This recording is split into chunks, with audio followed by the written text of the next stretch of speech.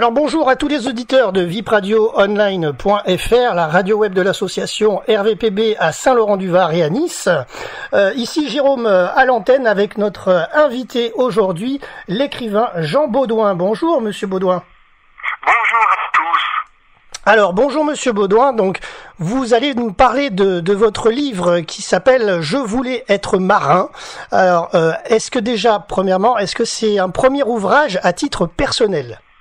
Alors oui, à titre personnel, parce que c'est une relation de mes souvenirs de jeunesse et d'enfance d'abord, de jeunesse et de vie d'adulte, mais j'ai écrit effectivement d'autres ouvrages dans un cadre professionnel, mais celui-là c'est le premier où je suis vraiment impliqué de manière directe.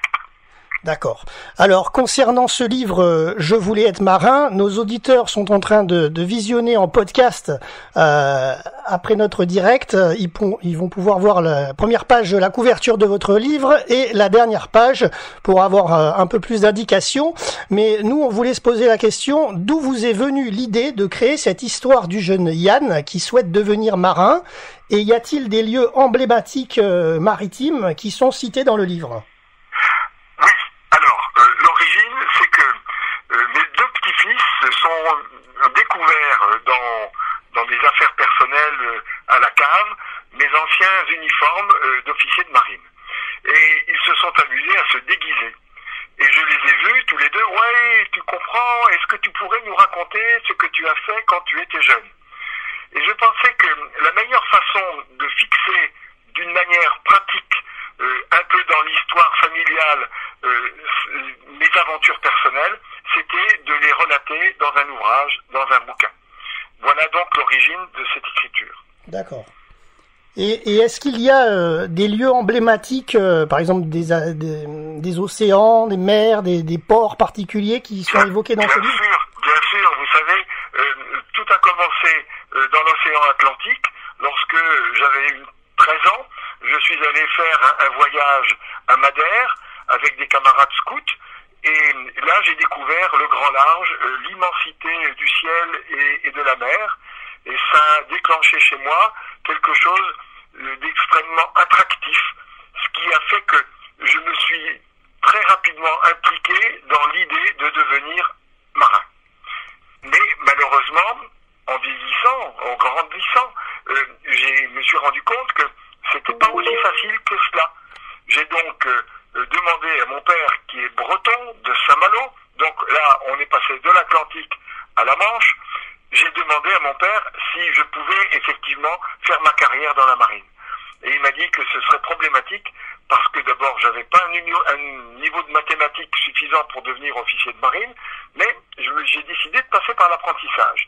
Et donc je suis devenu pilote à un pont, c'est-à-dire que à l'âge de 18 ans, j'ai été embarqué sur un pétrolier et j'ai parcouru la Méditerranée orientale, le canal de Suez, la mer Rouge, l'océan Indien, le golfe Persique, tous ces endroits où aujourd'hui sont nés tous les conflits maritimes, terrestres et pétroliers que notre époque est en train de vivre. D'accord. Donc en fait l'histoire du jeune Yann, c'est votre histoire dans ce livre? Oui, c'est votre histoire.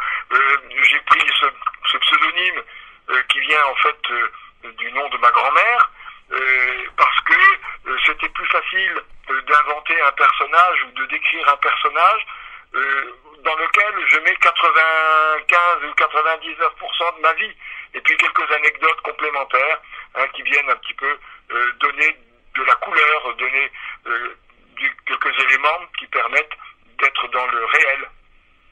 D'accord. Alors dans ce livre, on voit sur la première page de couverture donc une préface de l'amiral Alain Coldefy.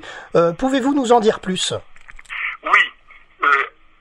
Alain Coldefy est un officier de marine que j'ai rencontré. Nous étions tous les deux lieutenants de vaisseau, c'est-à-dire l'équivalent de capitaine dans l'armée de terre.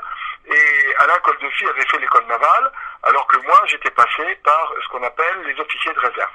Et nous nous sommes rencontrés là où nous habitions, et nos deux familles étaient très liées parce que les trois enfants d'Alain Coldefy avaient le même âge que mes deux filles. Et nos deux familles sont restées très proches et très liées pendant toute l'enfance de nos enfants.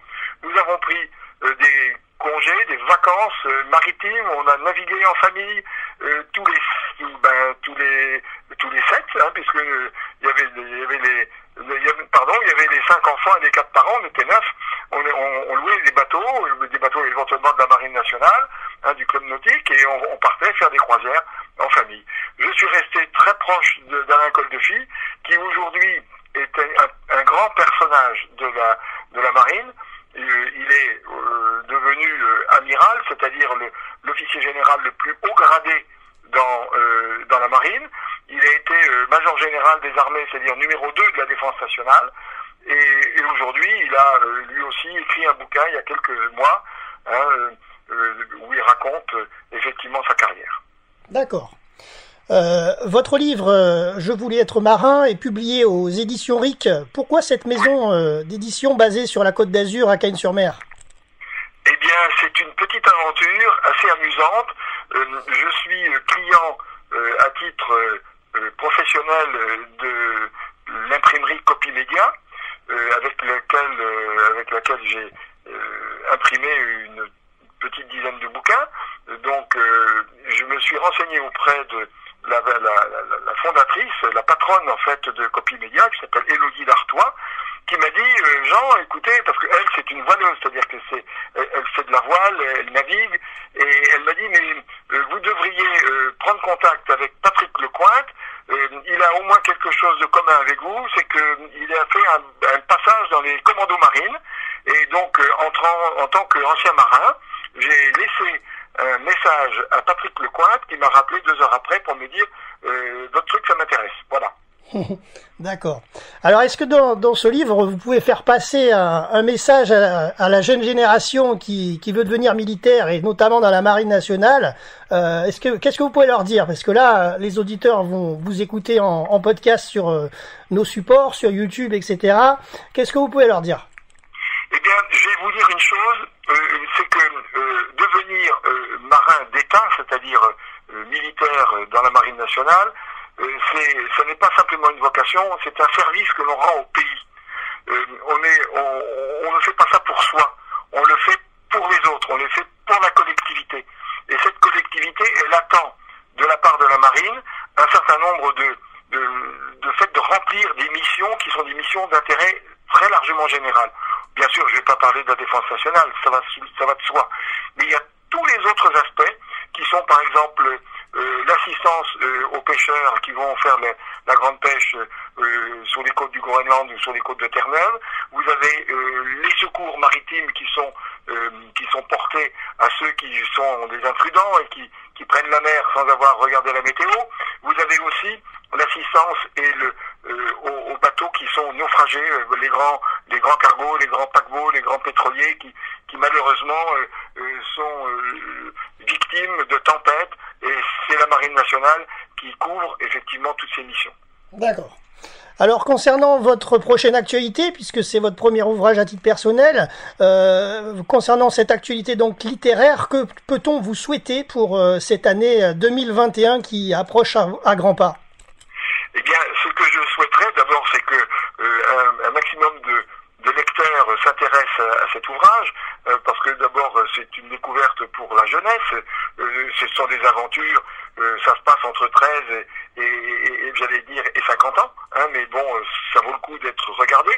La deuxième chose que je souhaiterais pour l'année 2021, c'est que je puisse éventuellement participer avec quelques amis, avec des gens qui aiment la fiction, qui aiment découvrir des phénomènes littéraires purement inventés, et non pas simplement l'émanation de souvenirs anciens, plus ou moins intéressants. D'accord. Puis on vous retrouvera peut-être dans des futurs salons littéraires dans votre département. Volontiers. Ça dépendra des éditions RIC, voilà, qui sont extrêmement bien organisées, avec une bonne communication, avec la capacité de réaliser des événements, et je serai heureux de participer à ces événements. D'accord. En tous les cas, pour les auditeurs qui nous écoutent, eh bien, vous pouvez vous procurer le livre de Jean Baudouin sur le www.édition-ric.fr. Voilà. Ben, merci à vous, Jean Baudouin, pour cette interview radiophonique, et à très bientôt. Merci de votre accueil. À bientôt. Au revoir.